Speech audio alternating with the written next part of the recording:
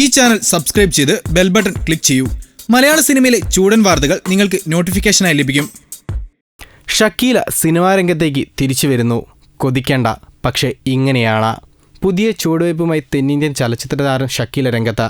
Cinema നിരൂപണങ്ങളുമായാണ് ആരാധകർക്ക് മുന്നിലേക്ക് താരമെത്തുന്നത്.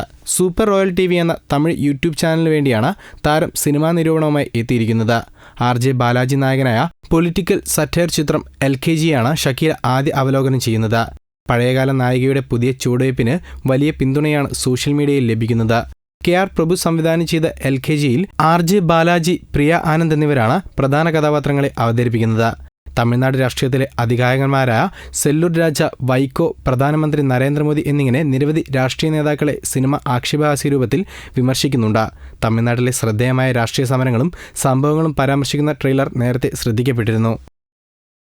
ഈ ചാനൽ സബ്സ്ക്രൈബ് ചെയ്ത് ബെൽ ബട്ടൺ ക്ലിക്ക് ചെയ്യൂ. മലയാള സിനിമയിലെ ചൂടൻ വാർത്തകൾ നിങ്ങൾക്ക് നോട്ടിഫിക്കേഷനായി ലഭിക്കും.